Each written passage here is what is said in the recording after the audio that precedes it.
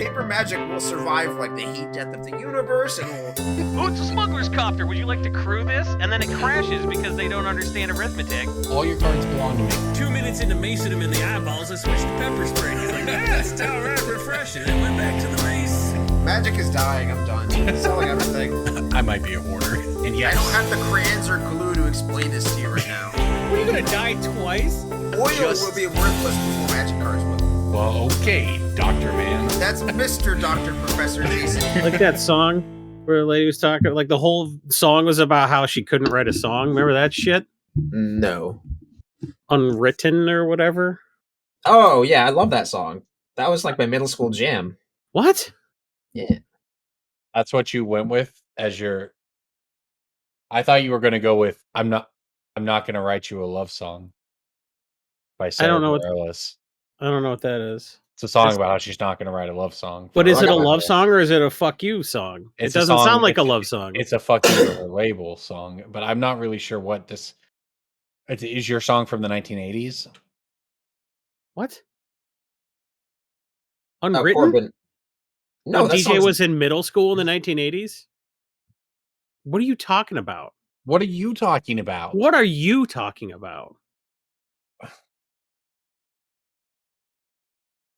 Are you talking... This song came out in 2004, Jason. Correct. That's 20 years ago. No. 18 years ago. It can... 2004 is 10 years ago. Oh, God. This bit is 10 years ago. Oh, no. Oh, no. Wait, 2004 the passage of time? I hate it. The 10 years ago. passage of time being Listen, a... no other generation had to deal with being on the fucking, like, the century break in the middle there. F***s our math up. It's true. Some of us... No other did live- generation has dealt with a century break. Which Yeah. century are we on? Yeah, none of us have Yeah, DJ, you know what? Tell me somebody who got f***ed up is like, wow, 1890 was 30 years ago. Let me talk to that guy. No generation. Yeah, they're all f***ing dead or racist, and I don't want to talk to them either way. You were lucky enough to live in the late 1900s, Jason. Good for you, man. Yeah, man. I got to live at the turn of the century and got to be reminded that 1992 was not 20 years ago. You know, I just spent 5 minutes before the show looking for a fact that would make you feel old, Jason. You in particular as a lead into what we're going to talk about You tonight. don't need a fact to make him look old. You just need to say a fact. Then he's I like, should have. It's true. 1910 was 30 Yeah. years ago. Oh, no, it wasn't. Yep. That's very funny, DJ. You're very funny. Did you know That joke is the pickle Rick of this podcast. I got some songs that are 20 years old for you? Complicated by Avril Lavigne. Are you trying to play the song? You could hear it. No, we Lose can't. Yourself. I didn't ask by- if you're playing the song. I asked if you're trying to play the song.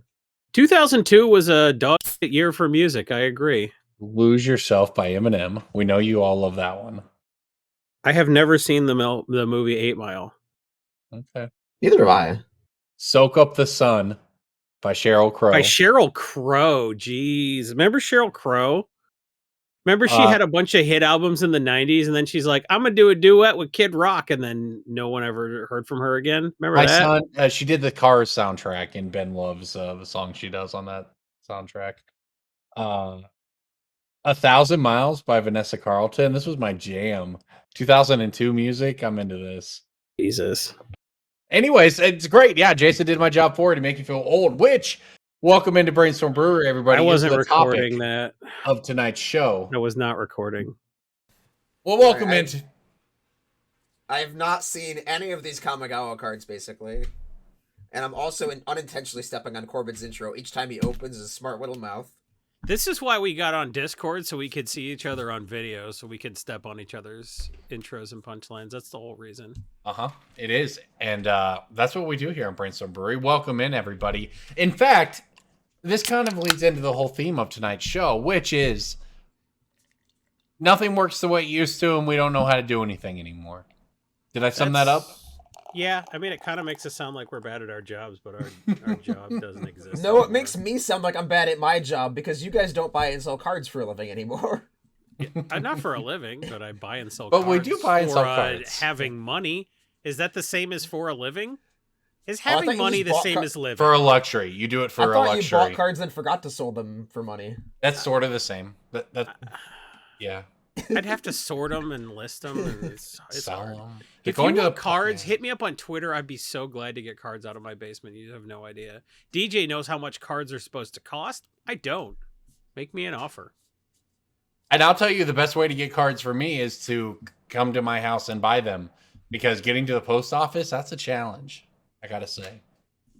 It's not a joyful experience. Well, Jason recently had a long post office experience shipping out all of our Patreon rewards out to everybody across the world. So We spend thank you for that. thousands of dollars on shipping.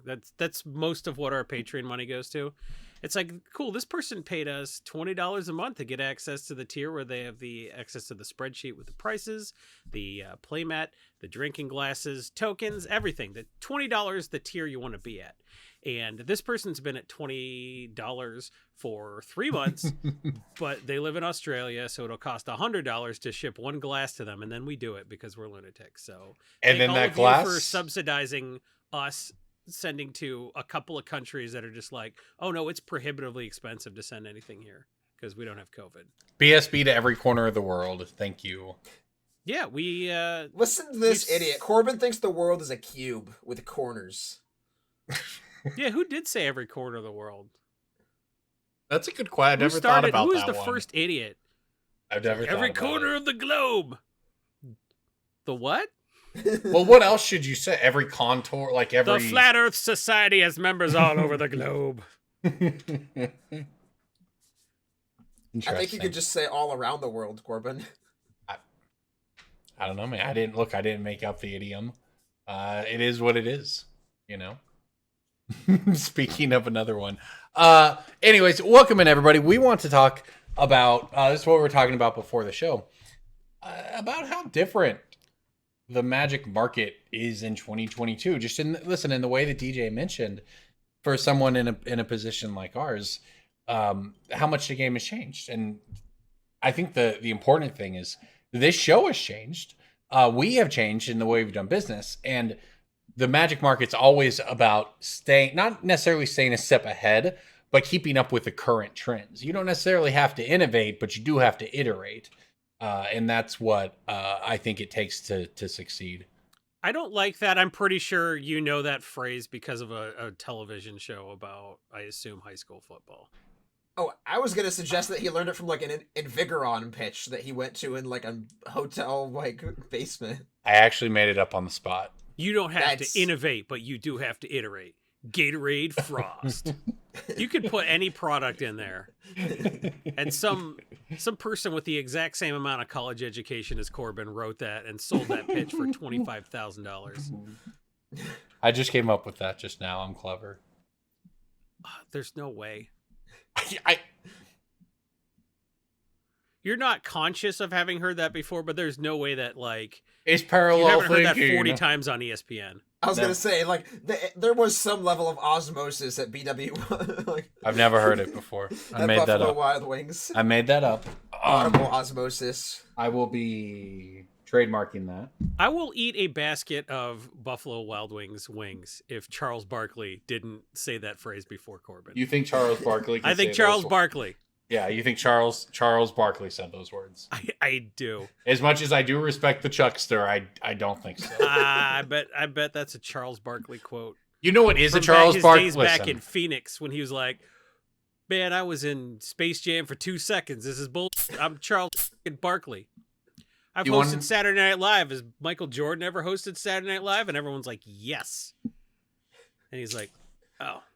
Look, here's what Charles Barkley's actually up to. You think he's saying these in-depth phrases. No, Charles Barkley's brand is much simpler and more powerful than that. FanDuel, which as you know is fantasy sports, and it's all over the place now, they cut into live games to have the Chuckster guarantee.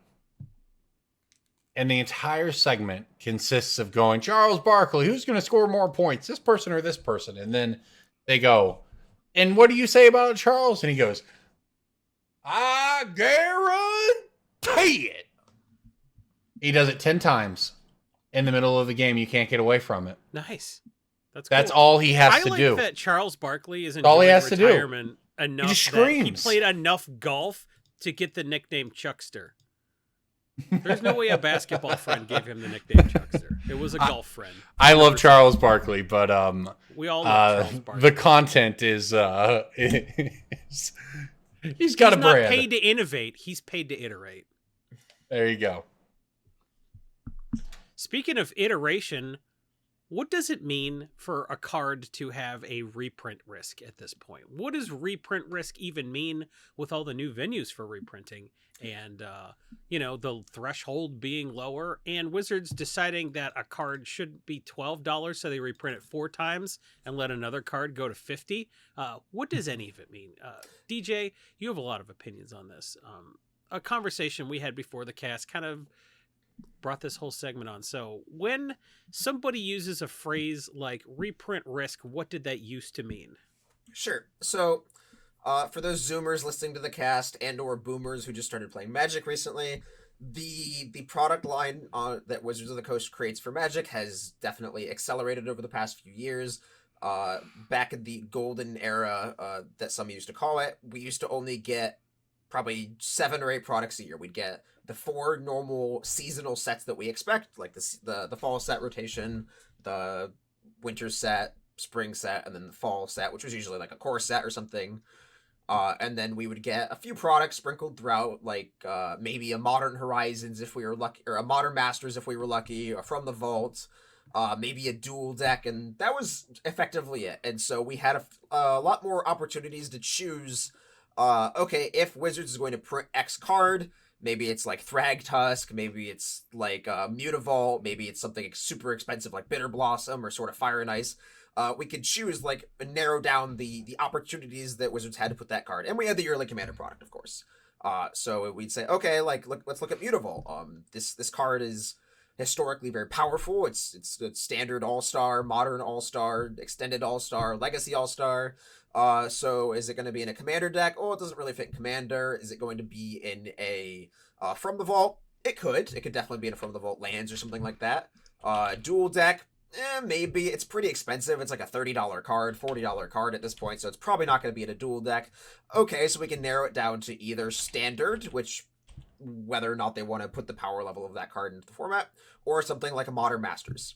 And you can basically narrow down where a card fits, and then you can use criteria of the card itself to make that determination even more. So if a card had a set-specific mechanic, something like Populate or something like Bloodthirst, or something that was used previously in a set, you could make the determination, okay, this card won't be in a standard set because it has this mechanic. So take a card like Snapcaster Mage. Snapcaster Mage is very powerful in the right standard format. It'd probably be good in most standard formats, but it used to be gated by the fact that it had the word flashback on it. And Wizards was very choosy with where they would put set-specific mechanics. Innistrad is a very flashbacky set. And so Snapcaster Mage, even if they wanted to reprint it in a future standard format, let's say they wanted to put it in, I don't know, Khans of Tarkir, they wouldn't be able to do that because Snapcaster Mage has the word flashback on it. And you can do this with other cards too, like flip cards. Huntmaster of the Fells. Werewolves are a very specific tribe to Innistrad. They can't just toss that in a standard set willy-nilly. And double-faced cards also have just logistical problems printing them. Like, there's a reason they didn't print a double-faced Commander deck in Innistrad Midnight Hunt, even though the set was called Midnight Hunt and it focused on werewolves. They did not print a double-faced Commander deck because of logistical issues. So if you wanted to buy your Huntmasters early on, before Innistrad Midnight Hunt released, you could have done that, and then you would have seen significant gains on them, and you would have been able to play with your werewolf deck for cheap or sell off your excess Huntmasters to buy other cards. And that was back when Huntmaster of the Fells being foil in the front and foil in the back meant it didn't bend in either direction. And now foil in the front, foil in the back means the upper right and bottom left corner curl toward each other. I don't know what the math is on that. I didn't take any sort of linear algebra class or advanced calc-based geometry class in college. So I think that's called a hyperbolic paraboloid. Is what it turns into. Foils are like snow, snowflakes. No two are the same. It's but true. But they're all yeah. but they're all wet. So, the Huntmaster of the Fells went a very long time without a reprint. It was only in Dark Ascension up until Magic Origins had Flipwalkers, and then they came out with the From the Vault Transform. And that was sort of one of the only avenues they had to reprint double-faced cards. Yeah. Flipjace finally got a reprint.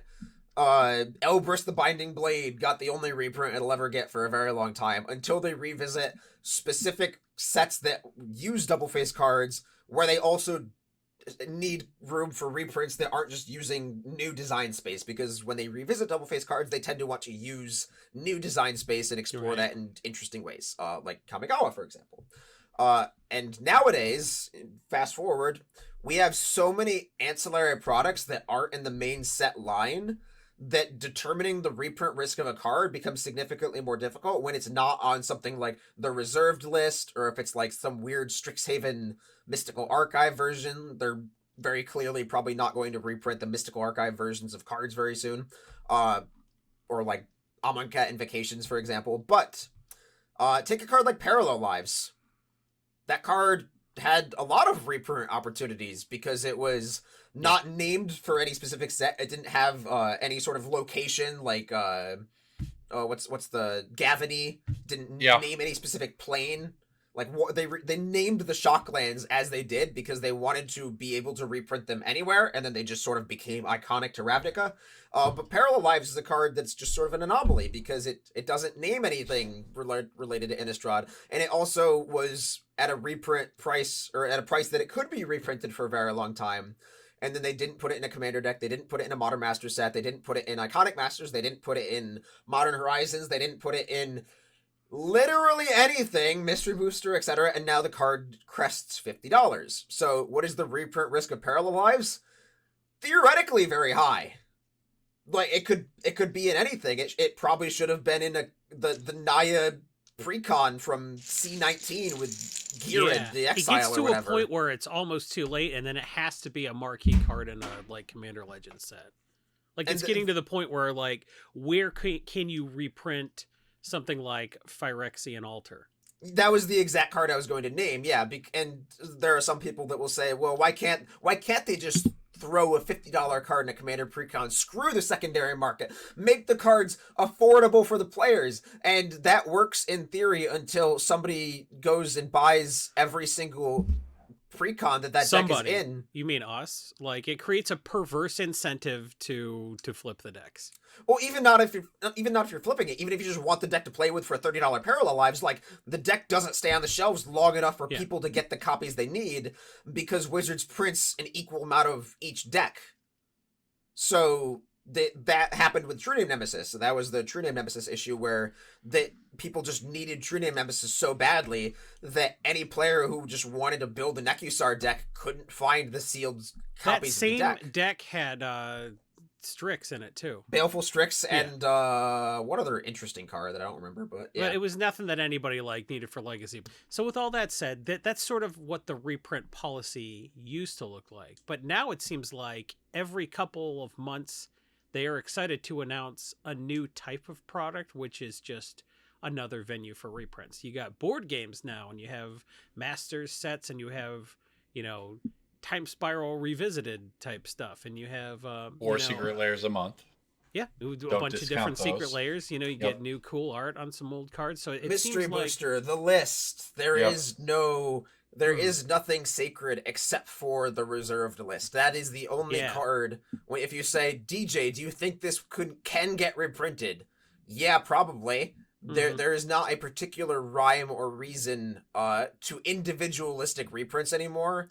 On like this card has reached this price in this timeline. Now we need to target it to make it to be this price.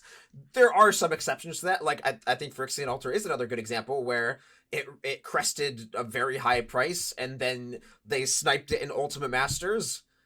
And then it went down to like $20 and we screeched from the heavens to buy your Phyrexian Altars and now they're back to like $100. Yeah. So like that's one that they do need to continue playing whack-a-mole with because it is such a universally loved staple.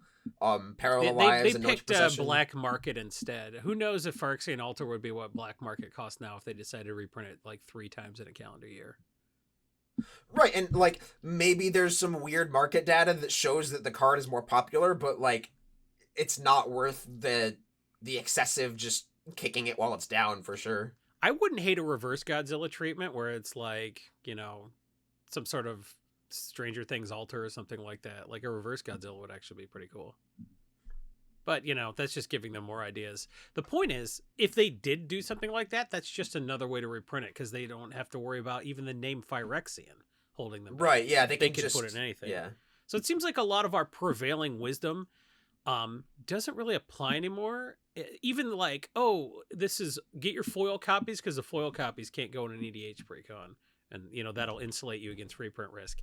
It seems like the only thing that insulates you against reprint risk at this point is dumb luck. And we're fine with that, but because we're degenerate gamblers, but that doesn't make for great advice that we can convey to you. Well, no, So I think guess the advice we convey is sort of like, don't listen to us because we're the proverbial frog that got boiled alive by not noticing, we're in the pot, and every couple of years they subtly revise what it means for a card to be reprintable, and we're here just like on year 9 of a podcast like, I'm pretty sure you can get foils because I can't go on the precons, and everyone's just like, nope, none of this matters anymore. I don't agree with that entirely. I think the best way to insulate yourself against reprint risk is to sell cards.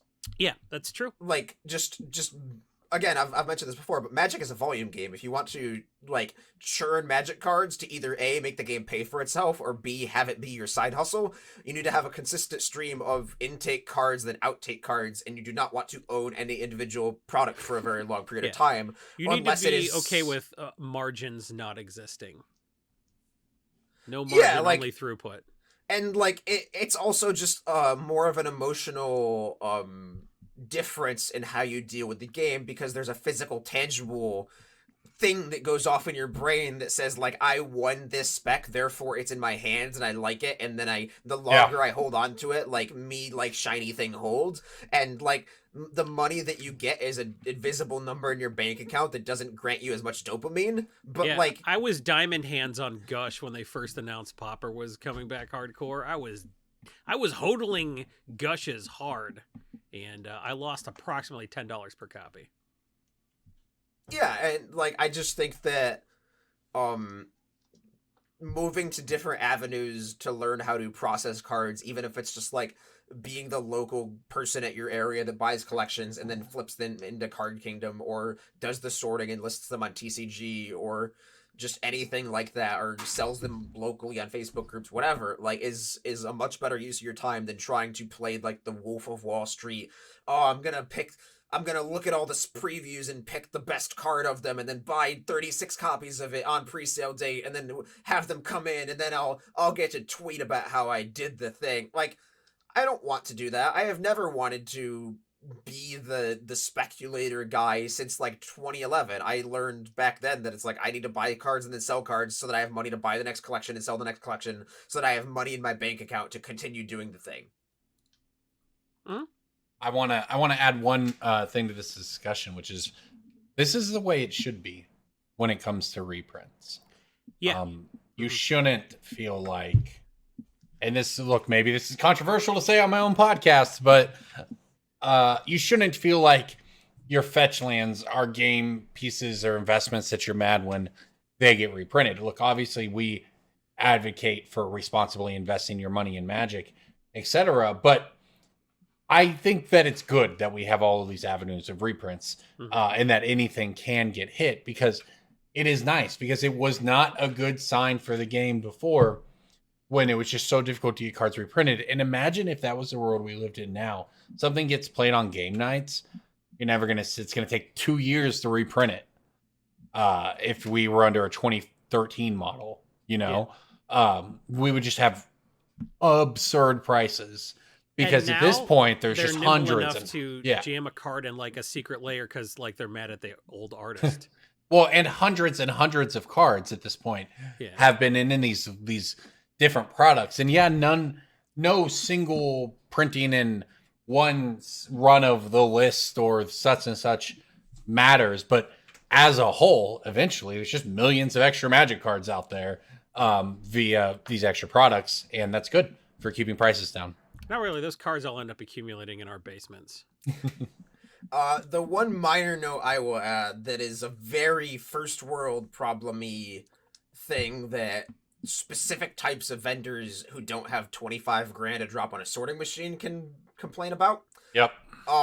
Is that Wizards does need to reprint cards in a way that allows small game stores and vendors to efficiently process their products and have them available for resale at a consistent level on the small indie game store kind of thing guy.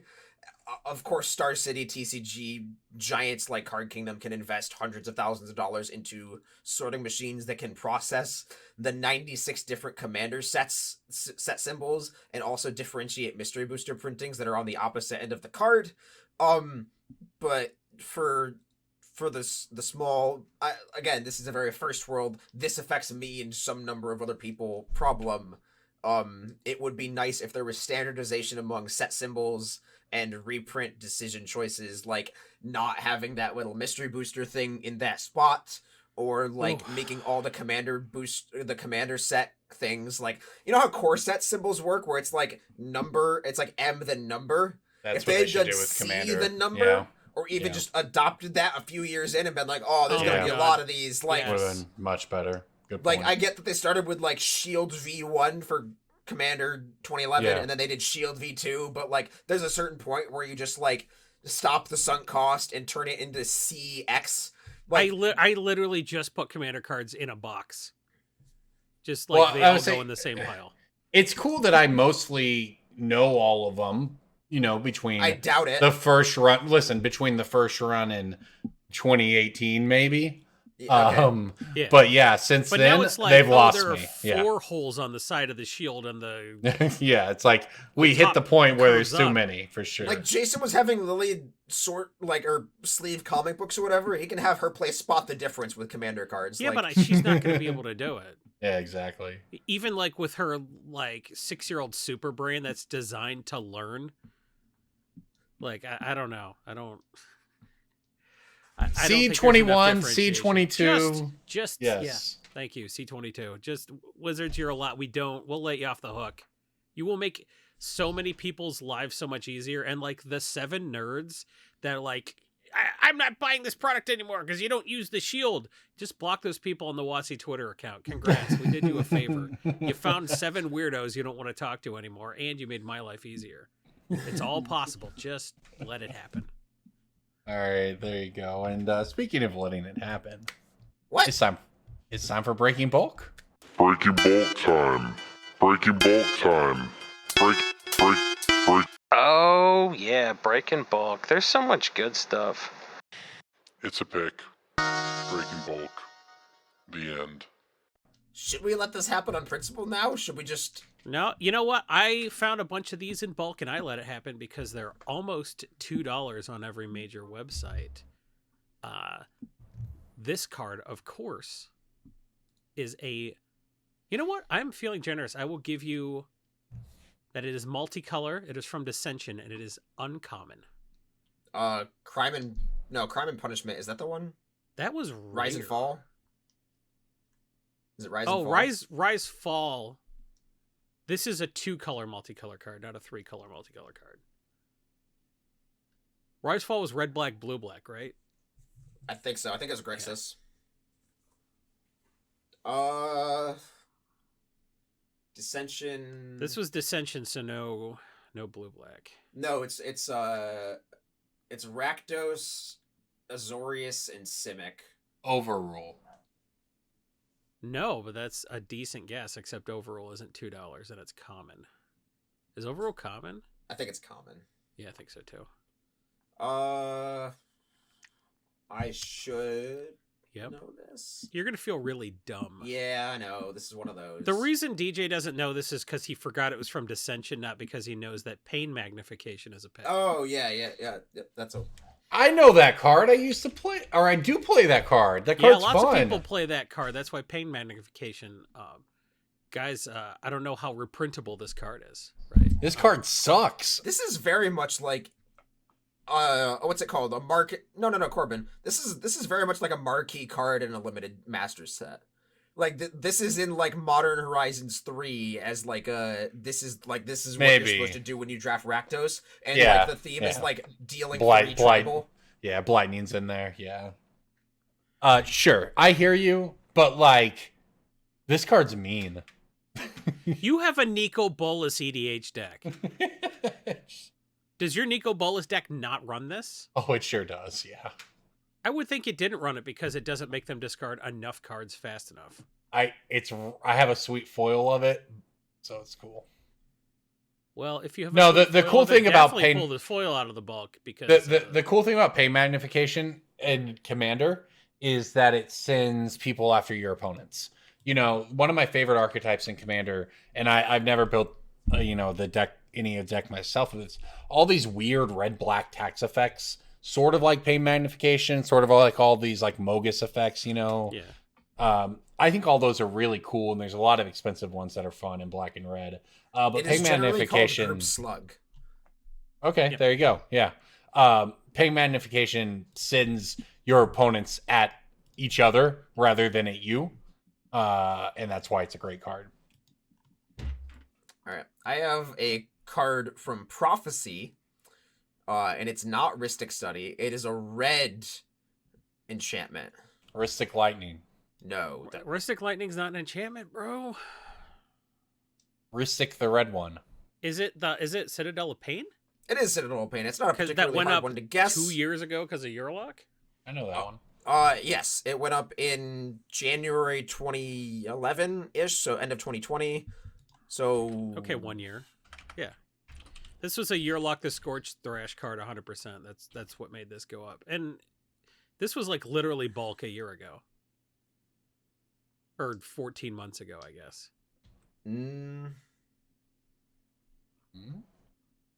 Looks like it went up around Throne of Eldraine to $3 on mtgstocks.com. Oh, because of what's his name, the dwarf that doubles damage. Okay, interesting. Maybe. I definitely was pulling Corbin. mislabeled Citadels out of like store bulk because of Eurlock.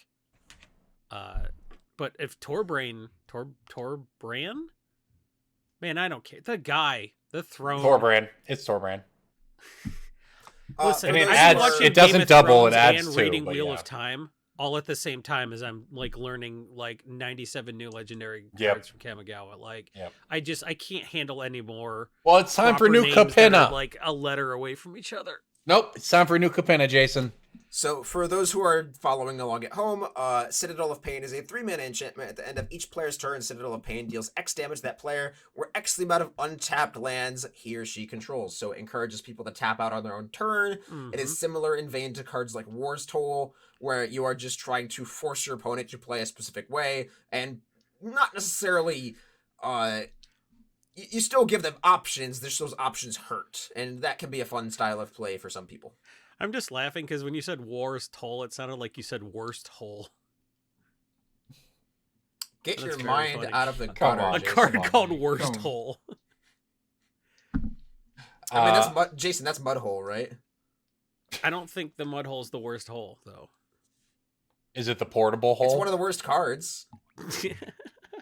Mudhole's not a great card, but Keldon Firebombers is a good card. It does mess with our land in the same set as Citadel of Pain and somehow worth the exact same amount. So this is Citadel of Pain's worth the same amount of money as an EDH playable rare. So if that Alright. tells you anything, pull those Citadels out of your bulk. All right, I've got a recent one for all of you Zoomers out there. Zendikar Rising, white uncommon. Zendikar Rising is the most recent Zendikar set. It is. A white uncommon. Uh-huh. Is it rare? You didn't say the rarity. I assume it's rare. Why are you laughing? Is it mythic? Corbin? You're asking me if the white uncommon is rare or mythic? Oh, you said uncommon. All right. I feel like I didn't hear you say a rarity, and that kind of threw me off. Is it the flip version of whatever white combat trick exists for like standard or something? Like the double flip. Oh. Like I assume I literally have no idea what's in this set for standard playability, but I assume there's like a flip card that has like a land on the back that's like a combat trick in white. There's like a DFC neck snap or something like that. Like, Kabira takedown, perhaps? Takedown, yeah. No, What's it's it called? that. Kabira takedown? Yes, however, that's not it. Is it the other one? Is it the DFC like Brave the Elements? Yep, there you go. It is Sajiri I was right, and I Shell. didn't even know the card existed. There were two of them, as a matter of Wizards' fact, design DJ. philosophy is not particularly Listen. complicated. Yeah, there were All two those of them. DFC mythics are $15, and Yep. sure they're Yep. playable, but like it's not as much about how playable they are as much as like this island is sometimes like a draw 14. So right, like Mhm. there's so little cost to putting them in, it actually makes sense to just over include them. And then you have all the people that are running like a full complement of the DFCs in some sort of like Goblin Charbelcher deck, which I think is great and hilarious. So all that DFC stuff, what is the ceiling on Seagate Restoration and Agadeem's Awakening? Is it $40? Who knows?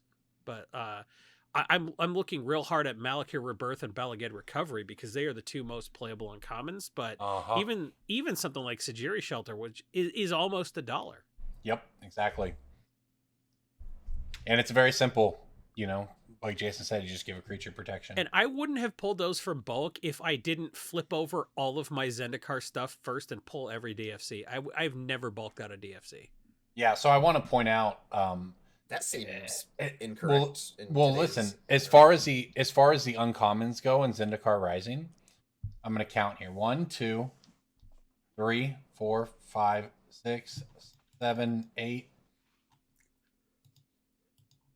9, You're watching 10. So podcasting magic. eight- Folks. yeah, you're that's listening right. to Corbin literally prepare his bit in the middle of the bit. It's very good. 8 of the top 10 priced uncommons in Zendikar Rising are all DFCs. Yeah. Yeah, 'cause- Ruin Crab and Blood Chief's Thirst are the other two. Or go to EDH Rec and look at the top 10 most played cards in the set. It's Feed the Swarm, it's 8 DFC lands, and then it's like Valakut Awakening. Yep. There you go. So grab them all. Catch them all. Dwari Disruption is probably the next best one. Foils of that are nice. That's a fun one. It's always fun to manitize somebody. Double-faced cards, we talked about this a little bit earlier, but like they're exceptionally hard for Wizards to reprint in mass. Yeah. Mhm. Not even just because of like printing wise, but when it comes to gameplay patterns, you can't have somebody with like a limited deck and 20 of their cards are checklists. That just doesn't work logistically. Yeah. So like Yeah.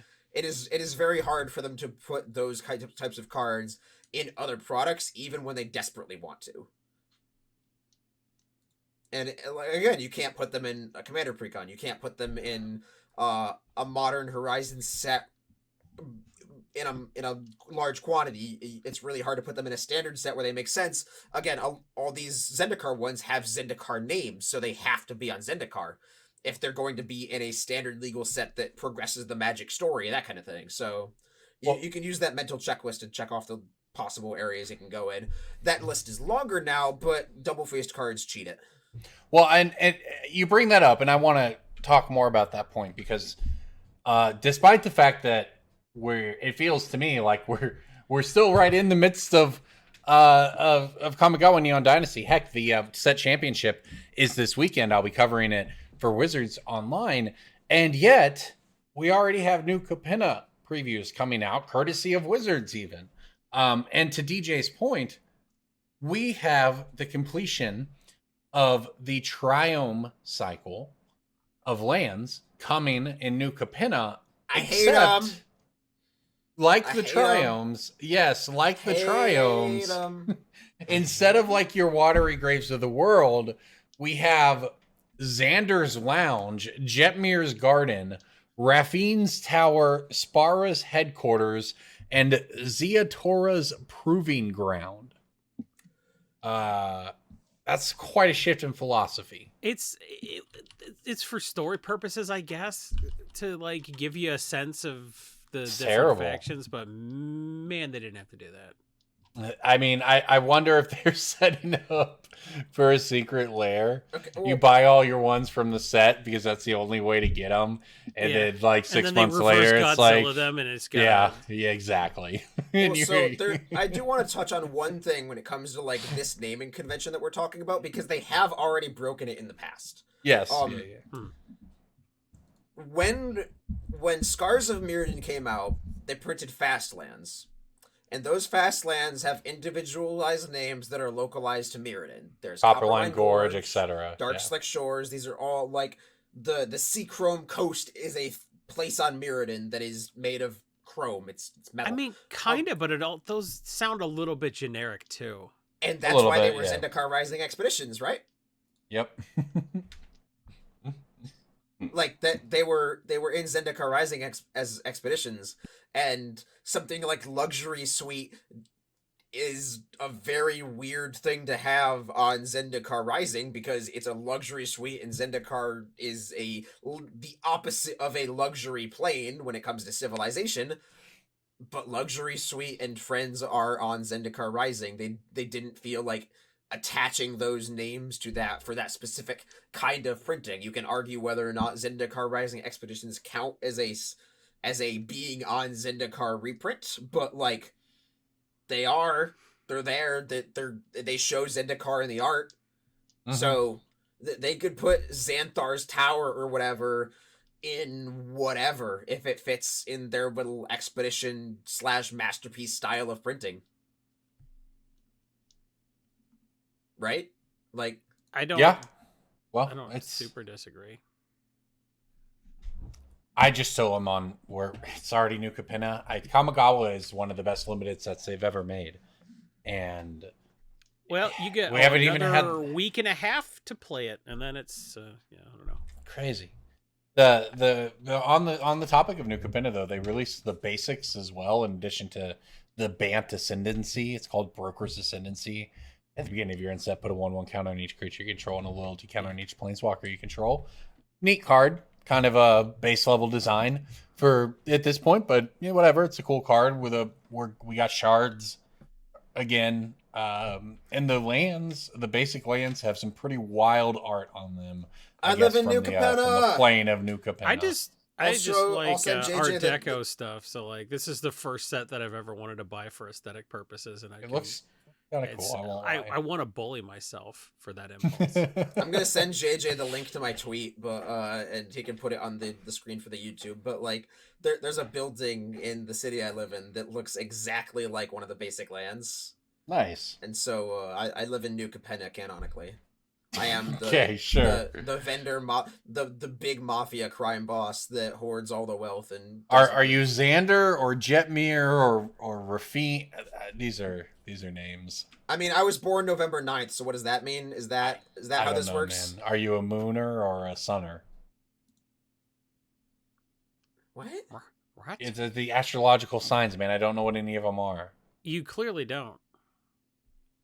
Didn't they add like a 13th zodiac or some shit like that just because that's what you do when your numbers are flagging and you're desperate? You introduce a new character. I don't know. They should kill off a zodiac every 6 months if they want to keep us invested. Is that like the Scrappy Doo of zodiac signs? Is that the that they had a baby, like two of the zodiac signs had a baby, and now it has to be on screen for at least X minutes an episode? Do you think Scrappy Doo is Scooby Doo's baby? No, but it was He's a his new character nephew, introduced to the obviously. series to revitalize it, right? That's what I'm saying. What if Scrappy Doo was Scooby Doo's baby, but like he didn't want to tell him because Scooby Doo just like So he told me noted it was his- irresponsibly yeah. and then just fucked off to go solve mysteries with a stoner. Yeah, and so he then- told him he was adopted and his parents died in a car accident, Yeah. or a fox got him. or No, the whatever mother's just happened like, to here's your dad, Scrappy's and since parents. you're a puppy, your gestation period was long enough for you to be like fully capable of having a Napoleon Mhm. complex and getting into mischief. So there you go. Go find your dog, Dad. Do you think that's probably a thing, right? There's probably somebody that has that theory. They're like, I think Scooby Doo's really Scrappy's dad. I think, Jason, you made that up just like I made up that incredibly genius line earlier.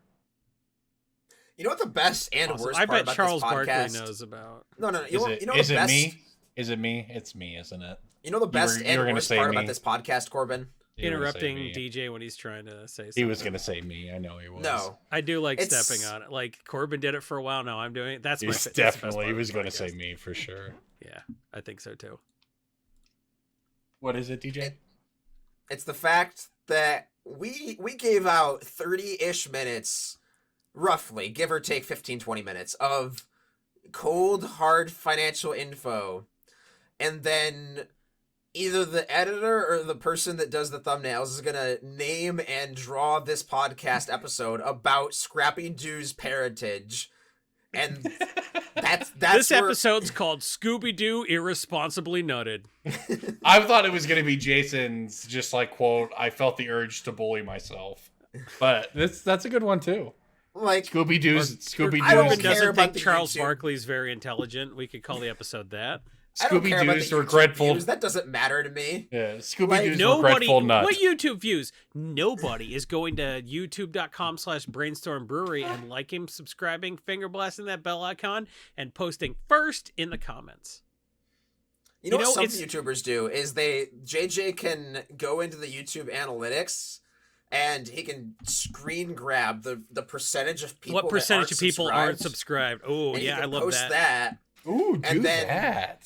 and then Shame we can- them. We You can want me to shame. subscribe? Make a second good video I like. You think Wait, I are- care about Legend of Zelda speedrunning that much that I need to watch a second video about someone discovering an Ocarina of Time skip? Well, you're right. Subscribed. Wait, yeah, for sure. Look, can we start calling out individual viewers on YouTube who aren't subscribed? I'm open to doxing them. Is that Well, yeah? to We shame know people you're open to individually? doxing them. Yeah. I don't know if that's good though, because if it's anything like if they want Jason to abuse him or whatever to shout him out, they send him a beer. But I don't think we should equate not subscribing to the YouTube channel with sending Jason a beer. You know. You know, since I started that, this is the first week where I had to drink my own beer. Nobody sent me anything.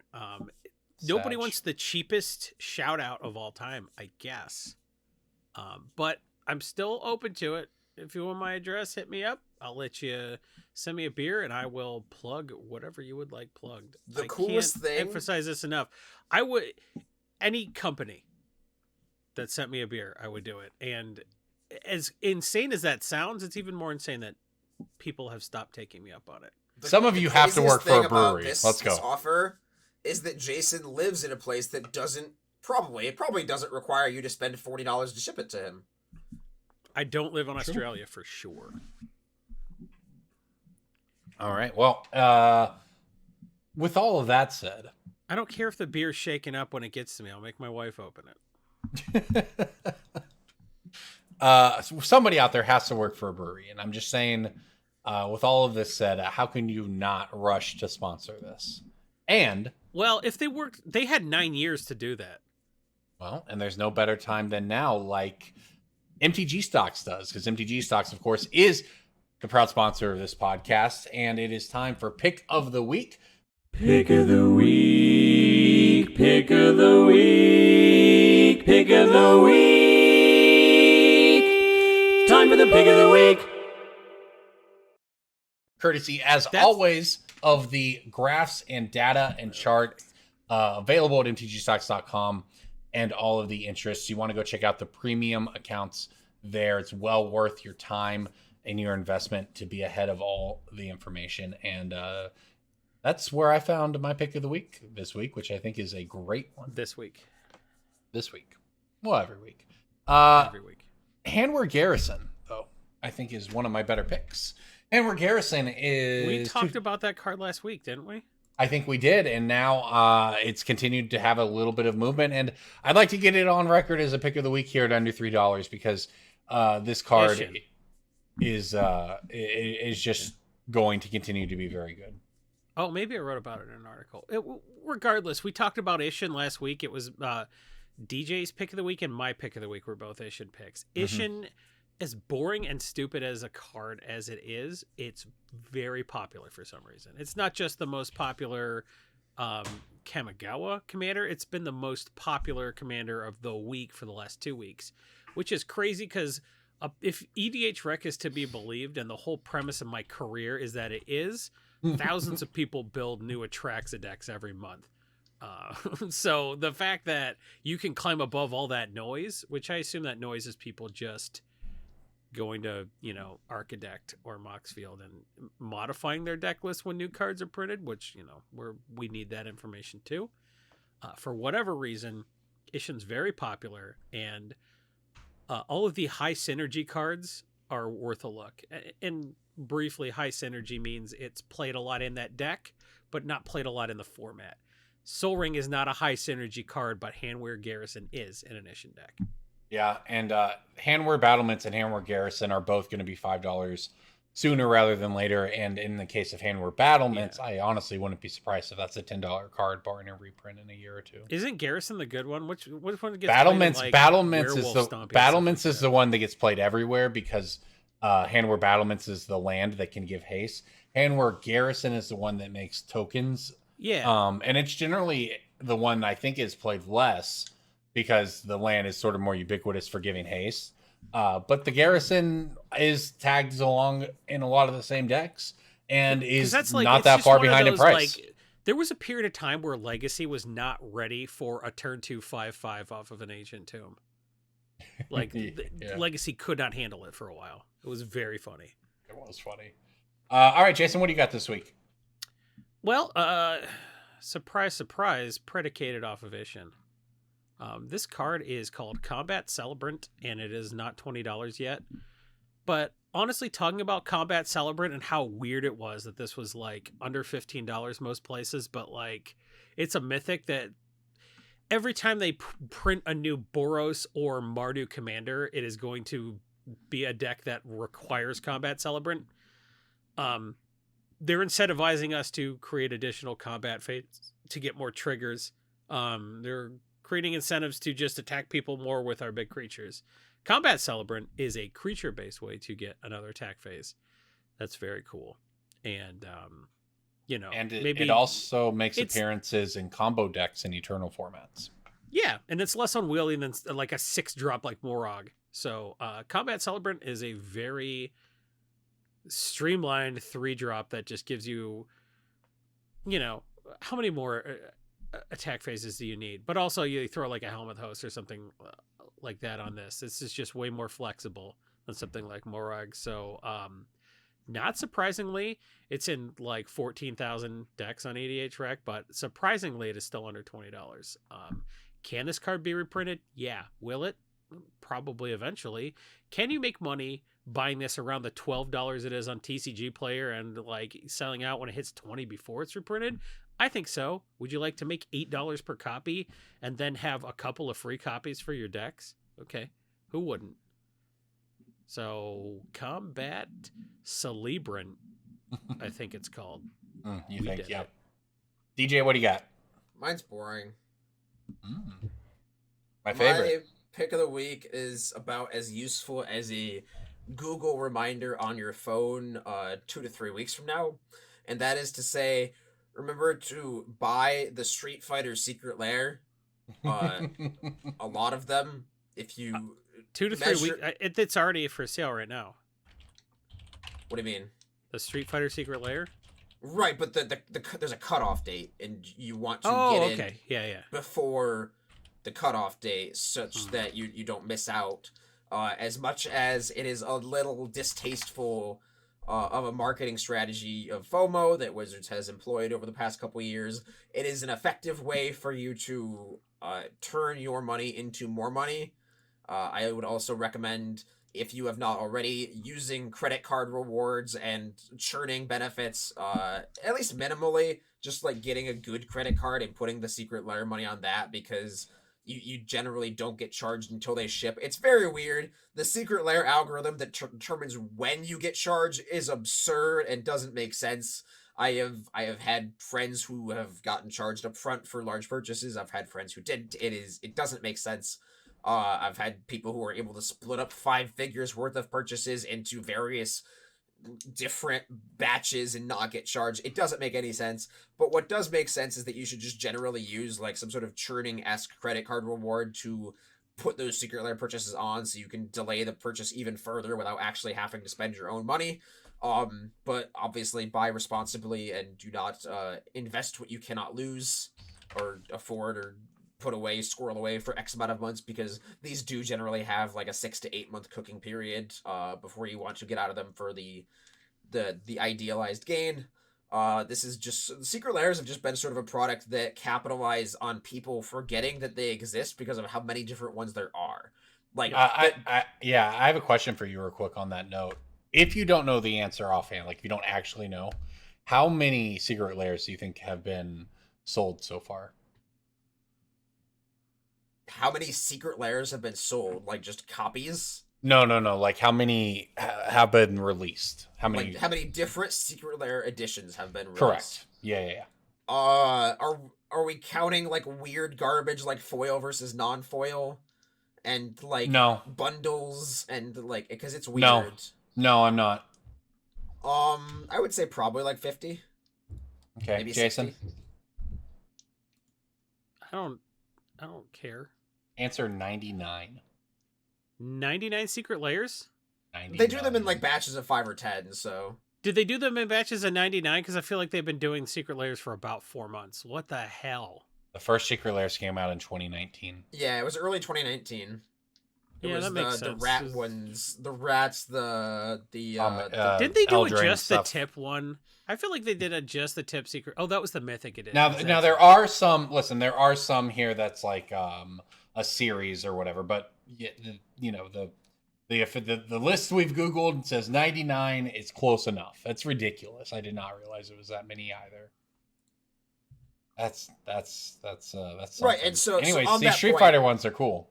right, like on that point, you can't name them all. So the marketing strategy of like buying the secret lairs to resell is very much like your average player is very evidently not keeping up with how many and which secret lairs exist. So when they see them at a commander table 6 months after it was both previewed and then printed and then shipped and then arrived, they look at that and they're like, that's a cool chromatic lantern. I didn't know that existed. Oh yeah, man, it was in a secret lair like a year ago. Yeah. Well, I need to go buy mine. Mine's a regular Return to Ravnica one. Clickety clickety clack, buy, and then that drives the price of the sealed product And then up. they paid $27 for a chromatic lantern. I mean, the Lightning Greaves one is 30, like just the regular old non-foil Lightning Greaves. I'm saying the Lightning Greaves. I actually don't know. There might be more than one secret lair Lightning Greaves. They got but, 99 chances for there to be another one. So the Street Fighter one is definitely surefire money in the same way the Walking Dead one is, where it also has demand from people that are just getting into the game or collecting the memorabilia for that franchise. So like the secret lair for Street Fighter is very unsexy but very easy money.